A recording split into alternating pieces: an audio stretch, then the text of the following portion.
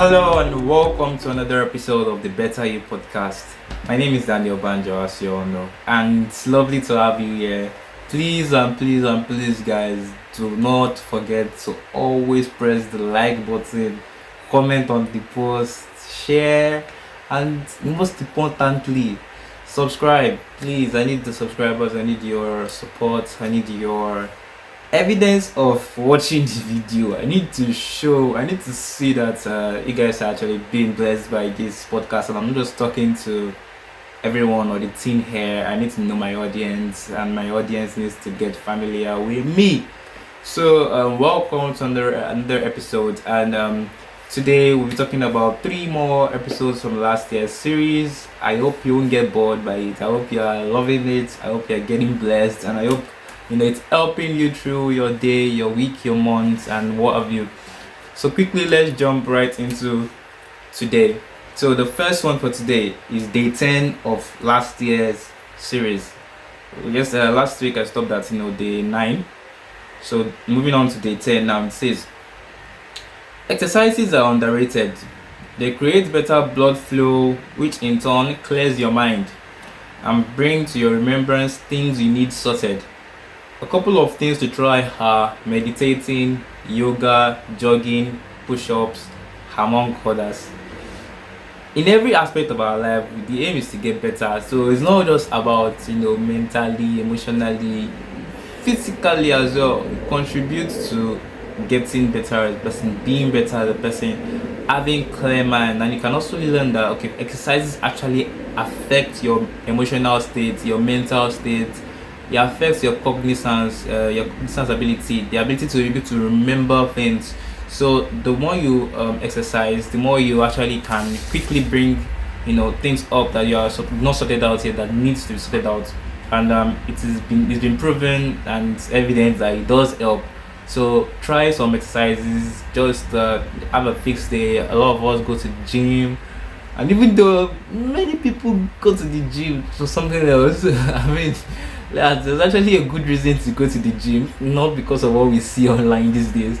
But then you do the gym, run on the treadmill, and you realize that there's a moment in between these exercises when there's just a stop and there is reminiscing. So that process of reminiscing is what helps your mental cognizance to be able to remember things that, oh yeah, these are things that you set in motion and you've not gone back to check. Or say for instance, you're pushing up. In that state of pushing up, it's not just about what you are losing or what you are gaining in terms of physicality, but it's also about what you are able to reminisce about in those moments of exercises. Yoga is very, very, very therapeutic. It's a state where your mind comes to a total stop, and then no pressure, nothing, just blank at first, and then the most important things coming first. That is why yoga is very important, and stuff like meditation are also very important because they help you to put your mind in place. A lot of us have scattered our minds. Our minds are all over the place. There's a lot of this depression, stress filled day, whatever it is we have gone through or are going through. So meditation as a way of calming our nerves, helping us to think clearly, helping us to see things more realistically, logically, and in turn helps us to make the right decisions, informed decisions, and not just rushed responses or rushed decisions. So yes, exercises are very, very, very important in your goal, day to day, day by day activities. Find a way, find a routine, find a time column. Just find a way to fix in exercises because they are very important to help you grow as a person and be a better version of yourself. So moving on quickly, I've been moving on to the next series from last year, day 11.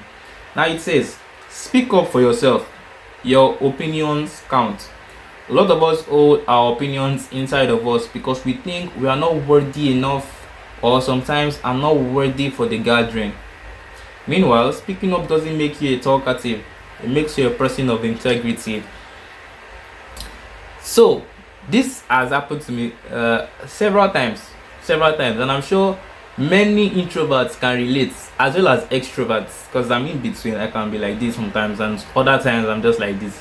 So there are times when you are in a gathering of informed people, say learned colleagues, learned people rather, than they are not our colleagues, learned friends, lawyers, doctors, engineers, civil engineers, all of those big big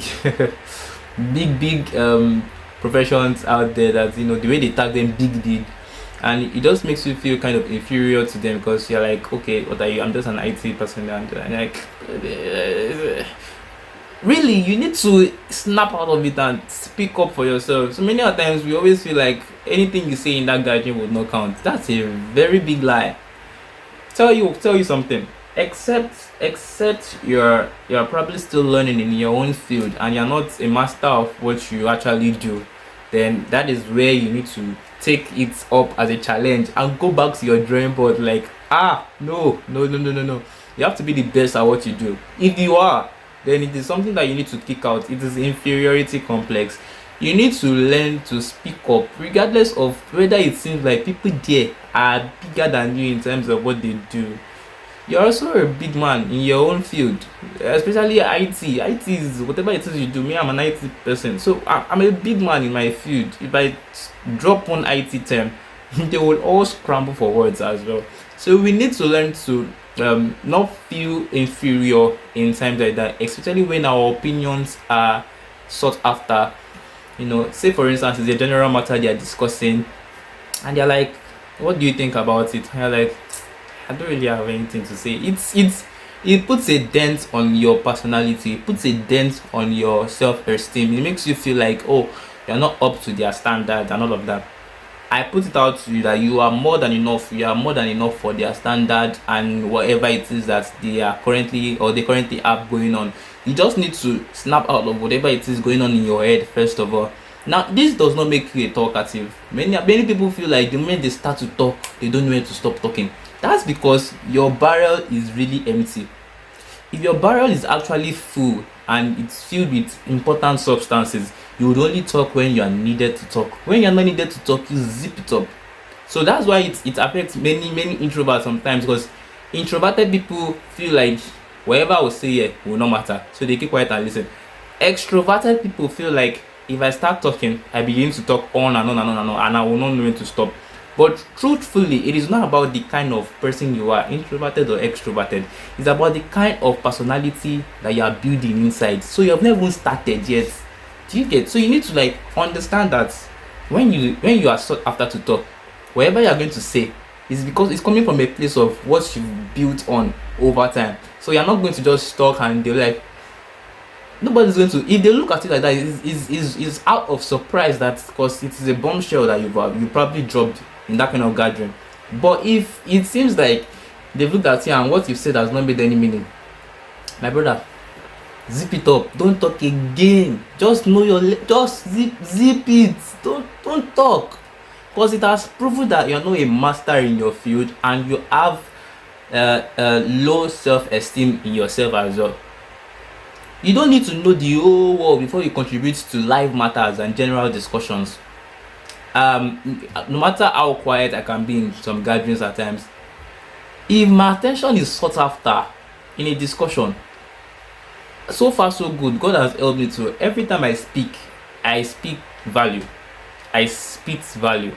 So it's something that people marvel about, and especially when I'm not among my age mates. I'm mostly in gatherings of people that are well older than me, and although they don't know, but whatever I've said at that point has gelled with, or has even passed their knowledge capacity, and it has bridged the gap, and it has made my self-esteem a little bit stronger to help me to stand firm and be able to talk to anybody I meet.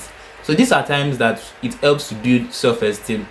If you're always that person that you feel inferior to other people because of what they are spitting out, some of these things are actually very trash. If you listen very well, some of those people that you feel like they are big people, big professionals, and they are talking, some of them are actually trash. But you're already feeling inferior, that, oh my god, he knows what he's saying. So you really need to snap out of it and build your own self-esteem on your own terms, not on anybody's standard of you. That said, now we'll be moving finally to the last one for today. day 12 of the series last year, and it says, stop looking for shortcuts. Life is long, and if there's a better way to success, it is the longer and satisfying one, not the short and hypertensive one. Shortcuts might only help you get there faster. They can't keep you there. The longer the process, the more cemented the steps. Now, I really don't know what I was thinking when this came into my mind and when I dropped this bombshell, but then over time I realized that it is the word for the season. Stop looking for shortcuts. Stop looking for ways to jump up. If you jump up, the probability that what is holding you up will one day slip up. But when you climb the stairs up, you know that you climbed it up. You cannot just be pushed. Even if you are pushed a step lower, and there's possibility that there is always an opportunity for you to climb one more step back to the level at which you were. That's because you built it up. But when many of us these days, looking for different desperate ways to, make money, get to that same level as other people, their peers, and all of that, we get desperate in our actions, and we sometimes want to jump rather than walk or climb the steps up. So it's a very short route, though you might get there fast. But it's a very hypertensive one, because you begin to question a lot of things about yourself. You might not even have peace of mind. It is the truth. I don't want to go into details of all of these shortcuts, but we know them and we are well aware of them. One of them is Yahoo. Another is what's it called? Dangerous things. All of those dangerous bad things that fetch us quick money. So we are aware of all of these things, and the truth is, there is always this portion of our heart that is pricking us, like it's hypertensive. It's a very hypertensive path to take. But when it's a longer route, and when it is, of course, in God's will, we find that there's peace of mind even in the little that we have per time, per season. Say we are one step higher than where we were before, there's much more appreciation to where we are at, and we realize that we're actually here not by lazy work, but by hard work and strength. So it helps to build a strong mindset that when you get there, nobody can make you feel like you have not earned where you are at already. Eventually, when you climb the step to the top. So many times when I hear people say, "See you at the top," I'm like, do you really know where the top is? Do you even know if you've reached your own top? Do you even know that the steps to take, or are you just like, see you at the top just because you want to tell me bye bye? And like, some people actually feel like see you at the top is a pressure word, like you must make it to, and all of that. Who says it? Who told you I've not made it? Who told you why I've not made it? So our criteria of success is very different. So don't be too eager to make it. Don't be too desperate to get money, but rather create something that would fetch you endless success. So create ideas, build stuff from scratch that will, for years be feeding you. But if you create something that would feed you now, and when that stuff finish, you have to start from square one again. So we need to start thinking in the direction of creating something that will feed us forever. Although it might take a long time, but at least we are sure and solid that the future is settled. That is the top we're actually thinking about, not the top of luxurious lifestyles, driving luxurious cars, living it large, spending lavishly, and all of that. The top we actually have in mind as people that are thinking to get better versions of ourselves is the top that is setting up our success, our future, and it's going to be able to feed us for the rest of our lives over time. So with that, guys, we've come to the end of the series for today. Please never forget, you have to like, it's by force. You have to comment, share, and subscribe. Thank you very much for all the support so far. I am very, very grateful. I remain Daniel Banjo, and this is the Better You podcast. Cheers.